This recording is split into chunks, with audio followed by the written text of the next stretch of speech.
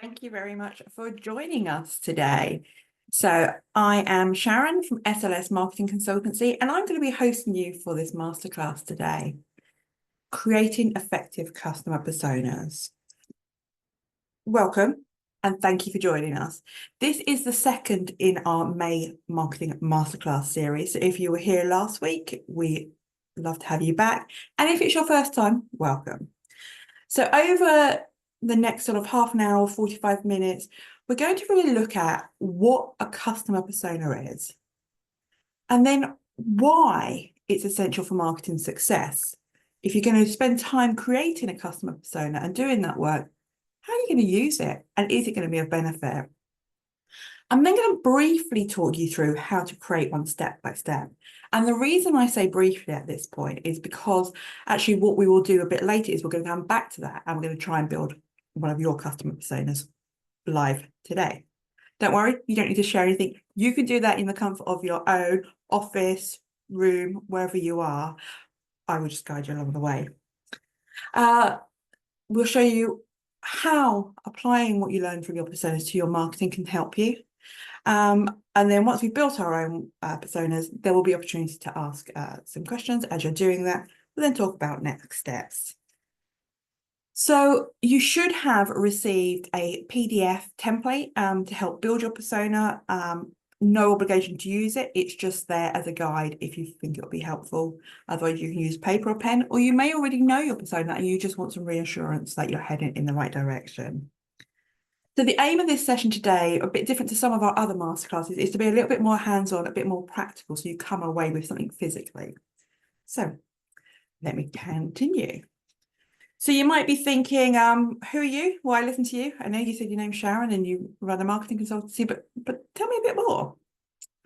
So just to give you a heads up as to why you might consider listening to me is I have worked in marketing for almost 25 years.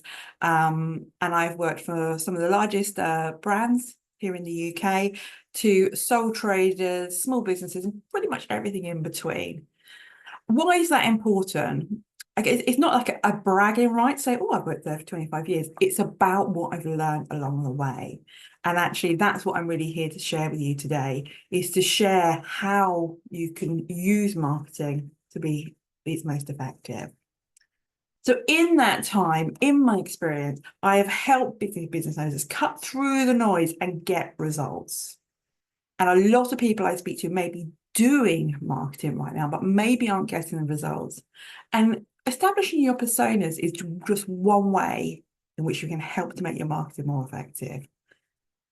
When people work with me, I'm very conscious that marketing is full of jargon.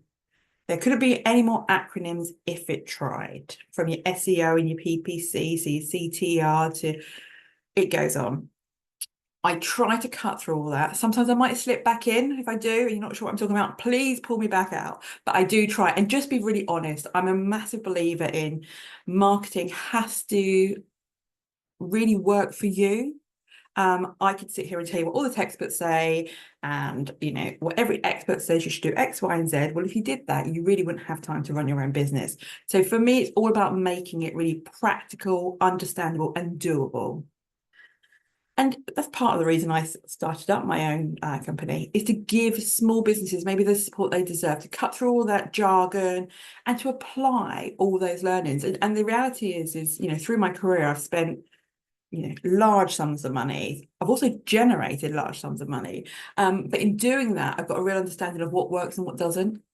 And therefore, smaller companies, sole traders, people just starting out, maybe they don't have that sort of money. Maybe you don't have that sort of money, and actually you just want to understand it. So that's really why I started the business and why I run these sorts of masterclasses. Now, I've also popped my QR code on there, so I'm often found on LinkedIn. So if you ever fancy catching up, that's where you'll find me when I'm not running these. So let's go a little bit deeper. So why create a customer persona? This is all about your ideal client, your target customer, your customer avatar, sometimes called. Essentially, this is all about you being really focused on who you are trying to sell your services to or your product. And it's a way to allow you to really dig deep, get clarity about who that customer is and understand them. And the understanding part is really important for the connection that we want to build with our marketing. By creating a customer persona, you'll also stop wasting time and money on the wrong people because you know who you want to go, you know where they are. And your messages are going to resonate more deeply. You're going to connect because you've done some groundwork to really understand what your ideal customers' pain points are, what their challenges are, and so maybe what some of their buying influences are. You know, what's going to stop them purchasing? What's making them afraid to take that next step? And in doing all of that, you'll understand where they are. And that's really important because, you know, the world is full of marketing channels. There's new marketing channels coming to market all the time. And when I first started, it was slightly simpler and there were fewer. There was also no email, social media, etc. However, we move on, marketing principles remain the same, your channels vary. And it's important to keep an eye on your personas and actually, are their habits changing over time? But to begin with, this will give you some clarity of where you should be, and you won't be left answering that question, well, should I be on a Facebook group? Or should I attend that event? Because actually your customer persona work would have helped inform that, along with your wider strategy. And it would also help you make better business decisions overall. So yes, this is absolutely about making your marketing work smarter and not making you work harder. But it's also going to give you some insight into these people and their challenges, etc. And that may help you when it comes to things like business development. Maybe there's a gap in the market that you can see from your customer personas. So it is much broader than marketing, but its primary principle, for today at least, is for your marketing.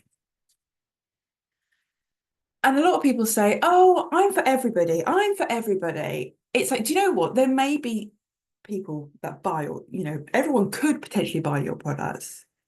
But actually, if you try and talk to everybody as one big mass, you're in the danger zone of trying to speak to everyone and actually not speaking to anyone at all.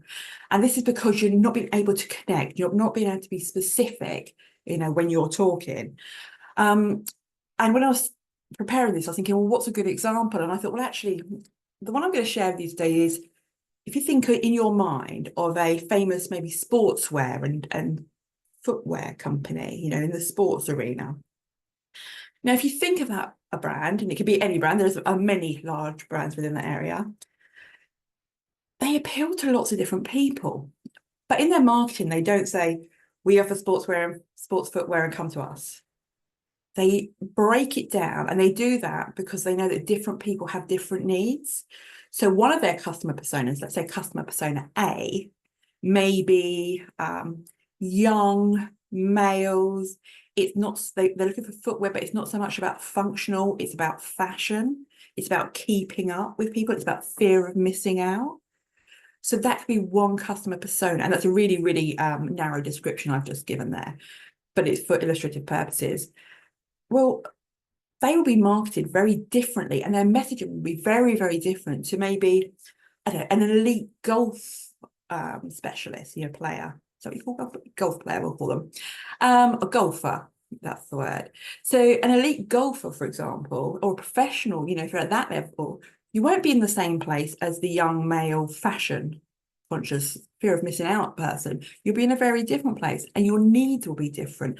And what you require will be different in terms of your sportswear and your footwear.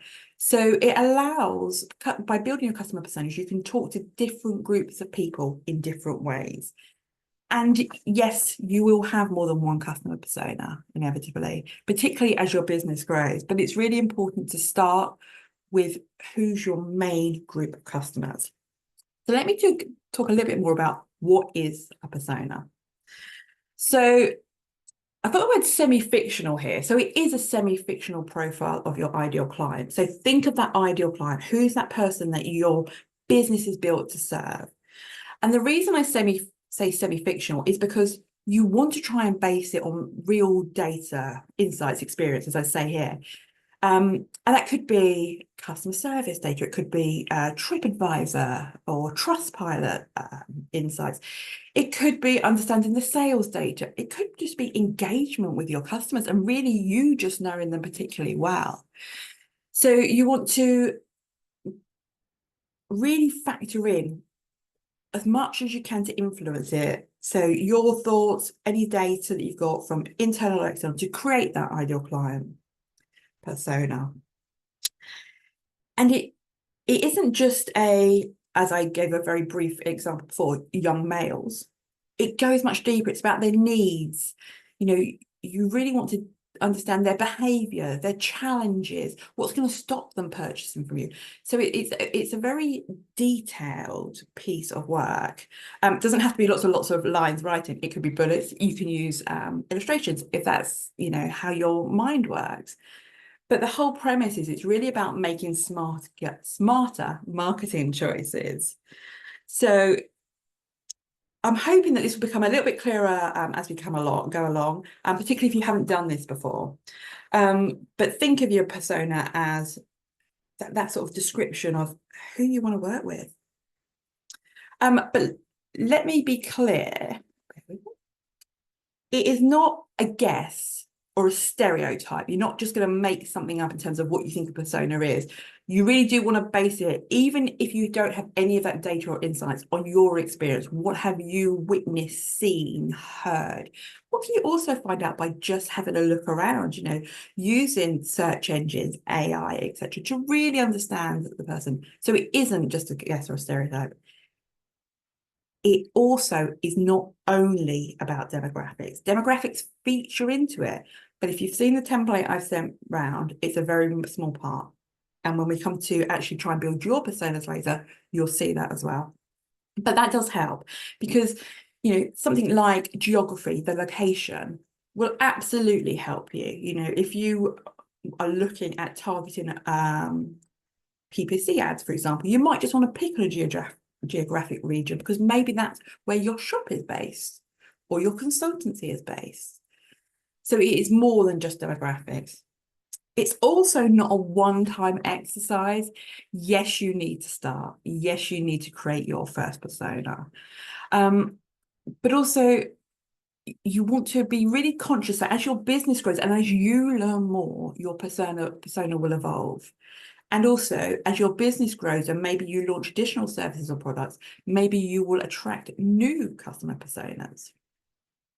So once you've built one, don't just leave it on a shelf, or at the back of a bookcase or as a file somewhere on your computer. It is something that actually a lot of people create visuals and put it on their pinboard or, have it in their marketing file as this is who the person is, that we're trying to attract. So I'm hoping with the work we do today, you'll see it's not just useless fluff that you never look at again. It is something that's really valuable to, as I said before, your marketing, but also your business as a whole. So I hope that's given you a little flavour of what a customer persona is. So the key things now is, okay, well, I know there's a value in having a customer persona because it's going to help me understand my ideal client more. And that's going to enrich my knowledge and understanding so I can start to build a relationship with them. Where do you start? So I'm going to take you through this first bit, or this list here, this step-by-step guide.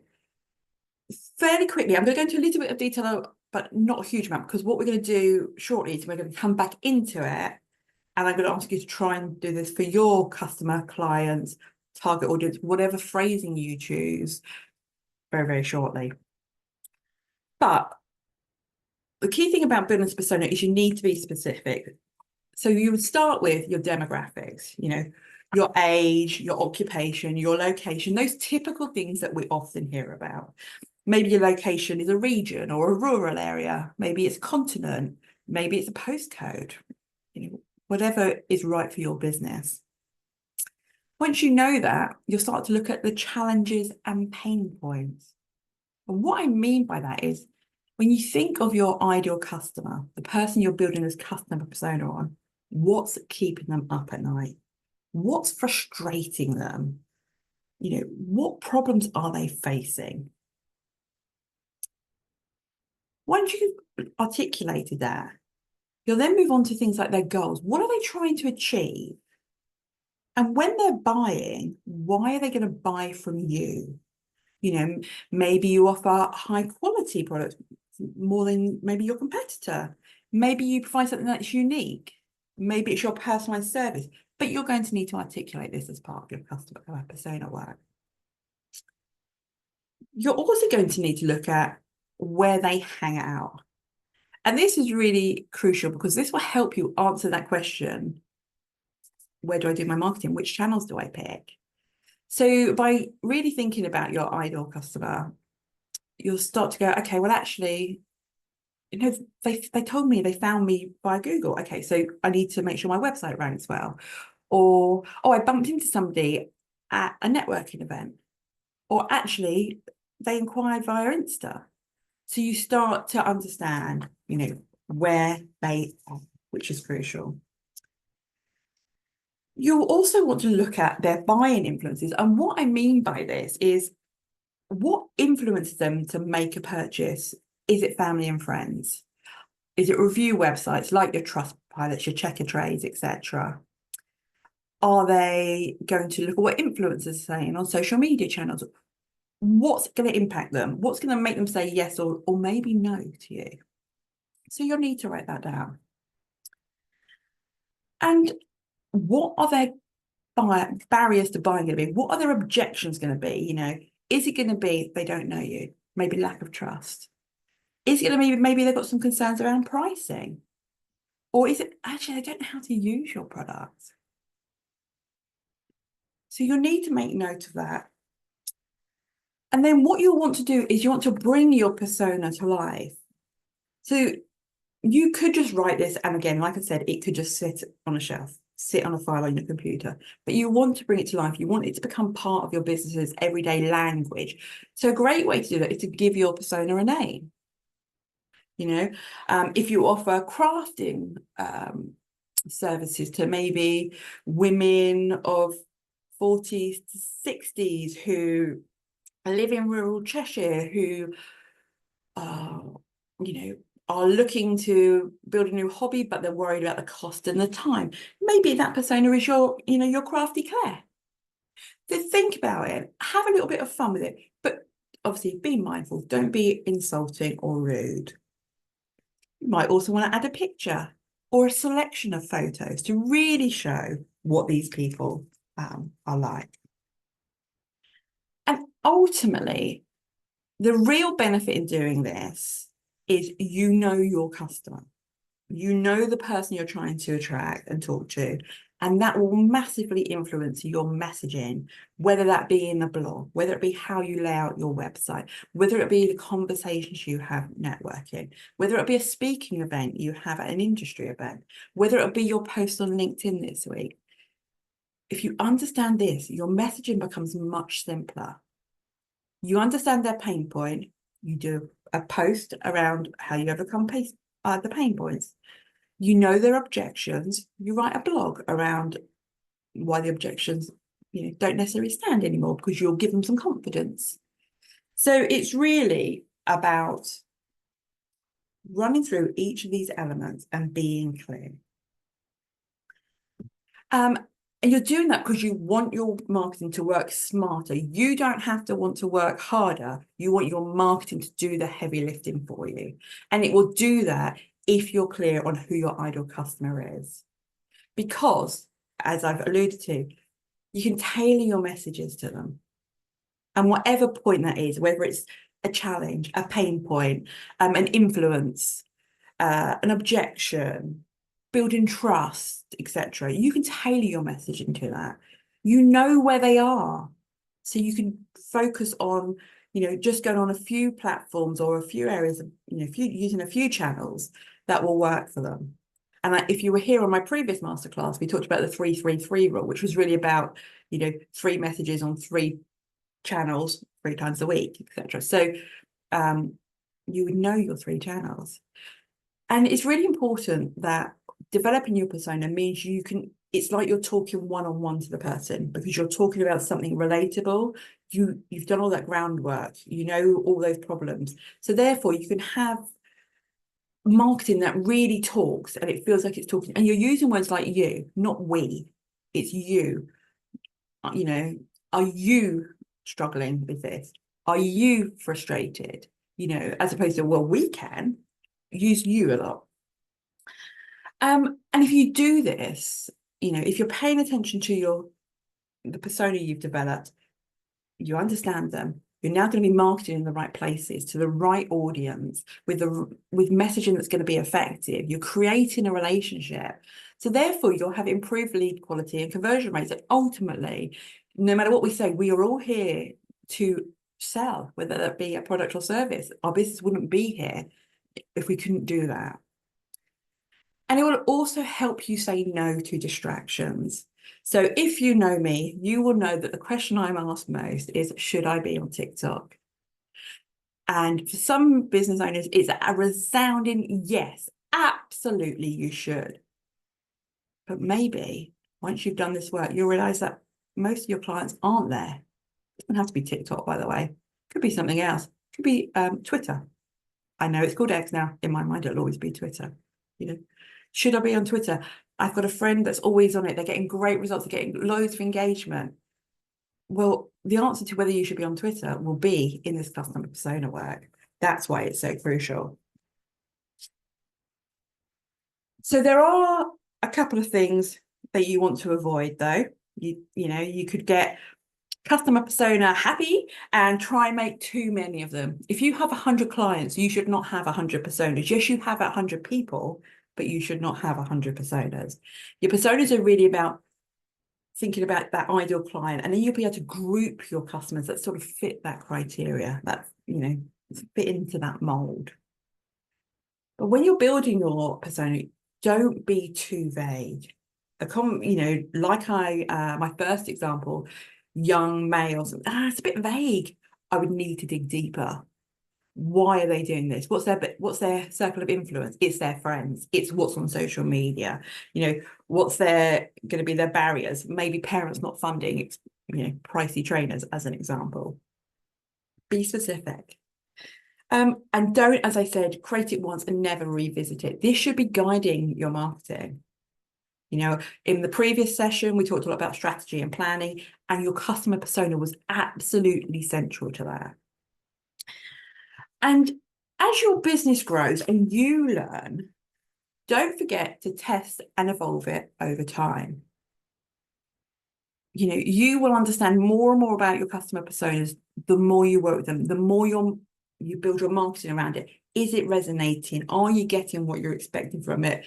Maybe you are getting a bit, but maybe not much. Tweak it a little bit. Go back and, you know, refine it. Maybe you've learned something. Maybe this was an objection with the people, but actually the world's moved on and it's no longer an objection. So just make sure that you're evolving it all the time. And it doesn't have to be a weekly or even a monthly job.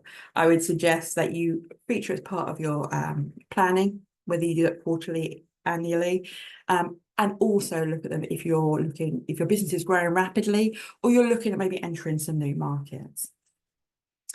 So I hope that's been a helpful overview. Now it's really time for you to try and build your customer persona. So you should all have a template, but like I said at the start, you don't have to use it. You could just make some notes. But the reason I wanted to go through this again with you is to give you the opportunity to ask some questions. So maybe you know the profile element of this. Maybe you know the challenges and pain points, but maybe you're a bit stuck on buyer motivation. So I'm just going to go through these all one by one. And if you have a question, please do flag it. This is your time. So you need to get value from the session. So I'm going to guide you through building this. We're going to go over it for as long as you feel necessary, but we're not going to spend more than sort of 10, 12 minutes on it, because I also don't want to keep you much longer than I promised. So if that's okay, we're going to start. So to begin with, you may know some things. You may have those stats, data, insights. So try and bring those to mind. And then just close your eyes, if that works for you, and just think of who's that customer that you absolutely love working with. The customer that turns up, they pay on time, they They value you, and you can see potential in them. They really understand what benefit working with you brings.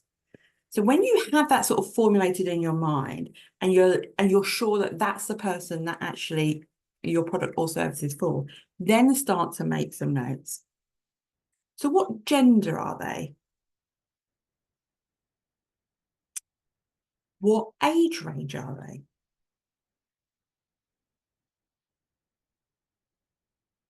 What's their occupation?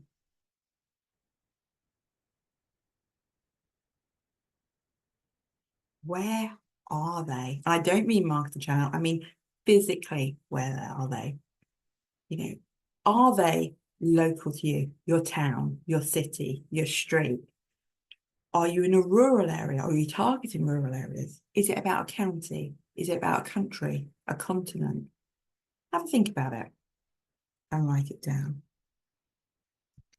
And don't forget, if you have any questions, please just pop something in the chat and I'll keep an eye on it. Okay. So once you've done the demographics, the fundamentals, we all know about demographics, those fundamentals. Now we're going to move on to what are their challenges and pain points. So have a think about what struggles do they face related to your product or service? Why do they need it? You know, do they need help managing time, accessing your products? What problems keep them up at night? Is it about money? Is it sales? Is it team?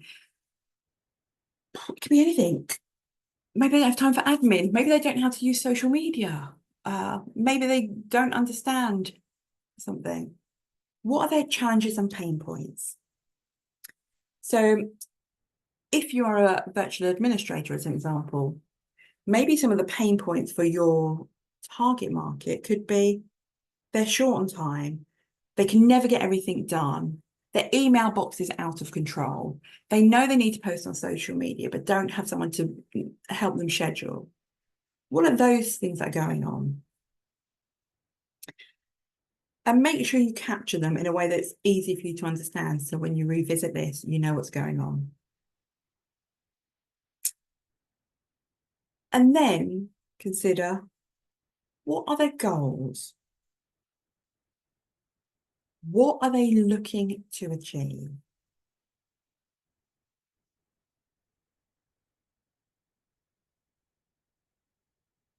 And then when you're thinking about that, think about, well, why would they then come to you? I think I alluded to it earlier, you know, is it they want high quality products? And maybe that's what you provide. Maybe you offer something unique, a service or a product. Maybe it's your personalized service. Could it be the fact that you offer eco-friendly options? I was only talking this morning about green websites as an example, and the need for many businesses to have carbon reduction plans. So, do you have one? What they're going to value most in your purchase from you, is it the fact that you're convenient? Maybe your product's affordable for them, sustainable, exclusive, accessible. Maybe they can get to you. So think about that when you're looking at your motivations and goals. And once you've jotted down, it can be bullet points, whatever works for yourself. Then think about, where do they hang out? Are they offline, so in person, events, face-to-face networking? Are they online? Social media, website, mixture of both is probably likely. Do they visit you in a shop? Do they get referrals from other people in shops nearby? Is it really important for them to have referrals from people in the same industry, and therefore where are people within that industry as a whole? So try to think of the key ones. You could go on forever, and I think there's often the challenge when it comes to where do they hang out is you'll find a little bit of everybody somewhere, but where will they spend most of their time? So I'm a marketing consultant. I spend most of my time on LinkedIn. at networking events or hosting networking events, both virtual and in person. And I also like to attend industry events for some of the chosen industries I work with. So if you want to talk to me, that would be where you'd find me. Okay, and then think about what's their buy-in influence? What's going to influence that decision to say yes to your product or service? Is it the review websites? Is it family? Is it friends? Colleagues, maybe? Are they going to want to see recommendations on your website or a case study?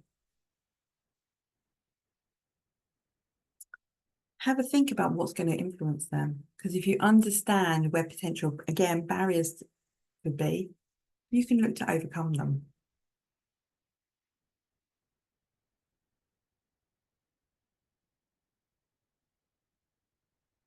And if you understand the influences, the next thing you want to move on is to specific barriers to buy-in from you. So you know the influences, and those people could positively or negatively impact you. But what's the things that are going to make them just teeter on the edge? Is it the price? You know, we often say it's the price. It's the easiest thing to go to, but actually, is it something else? Could it be lack of trust? Maybe they don't know you. Maybe you're going to have to spend a bit more time building rapport before you even entertain providing that final solution. Maybe they don't know what your product is or service and how it can help them. Maybe they know what it is, but they don't know how.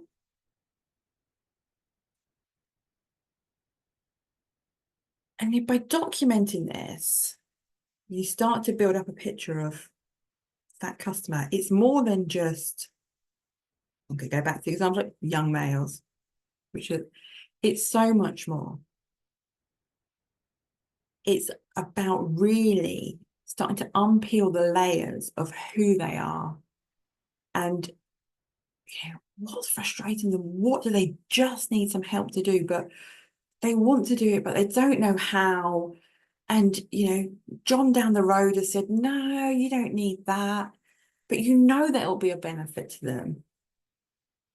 And it's almost your route to how you circumnavigate all these challenges. Because what this ultimately does is it will feed your marketing messaging. Hence the reason there's a box on the template for that. And like I've said before, once you've done your demographics, you've understood those challenges and pain points, you know where they hang out, you're aware of their buying influences and the barriers, bring them to life,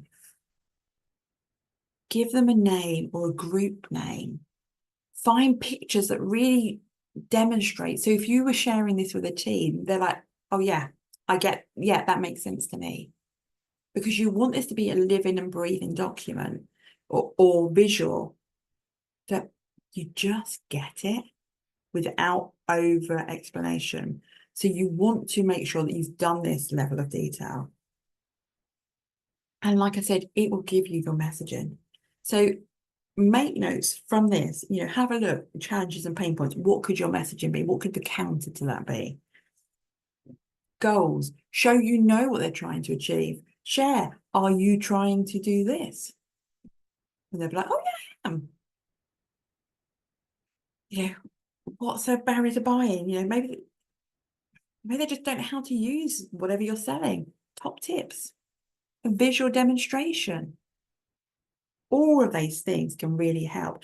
And I hope you're starting to see a picture of why then creating a persona is so key and actually how valuable it will be to you. So at that point, I'm going to say, does anyone have any questions? By all means, feel free to come off mute if you would like, or drop something in the chat, because this is your opportunity to ask. If you're looking at those things going, I still think I apply to everyone, let's have a chat about it. Or if you're comfortable with what's been said and delivered, then I'll move on. It's up to you. we'll progress. Okay, so in this session, we've really looked at what is a customer persona. It's that description, detail, clarity, understanding of who your ideal customer is. It's not a couple of bits of demographics and something that sits on a shelf. It's key to your business and growing your business, because in understanding your customer, you will not be wasting your marketing efforts in the wrong places. You will be focused, you could be specific. There's so many benefits of understanding, and it makes your life easier. Back to the point at the start, this is about making your marketing work smarter, not harder. You're not sitting there at your desk going, oh my gosh, I've got to write a blog. What do I write a blog on? It's, hang on, let me refer to the customer persona work. Oh, it says that actually our ideal customer, may have pricing objections. Okay, well, let me create a blog around how our product or service is immense value for money. So spend a bit of time developing your personas. It will allow your marketing to become more focused. You will stop wasting time and money on the wrong people. You will need to be specific and dig deep. And if you don't think your experience is enough, what other data points do you have? Are there peers or colleagues you could ask? And even if you created something and you're not 100% sure, start with it. And then as you're doing things or working with people, say, do they fit this persona? Do they not? And like I said, you will find establishing your messaging becomes so much simpler. But don't forget to review as your business grows. So I hope that's been of some benefit to you. If you haven't encountered customer personas before, I hope this gives you a bit of an insight.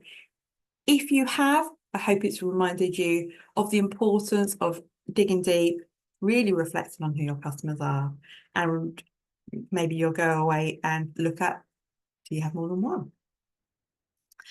So my next steps for you would be finish your persona. If you have one, finish it. If you've got one, review it. I hope today that you might have started to create one if you didn't have one. Sense check it with a real client or peer. I don't mean show it to a real client. I mean, discuss the real client with colleagues and say, yeah, that sounds, right.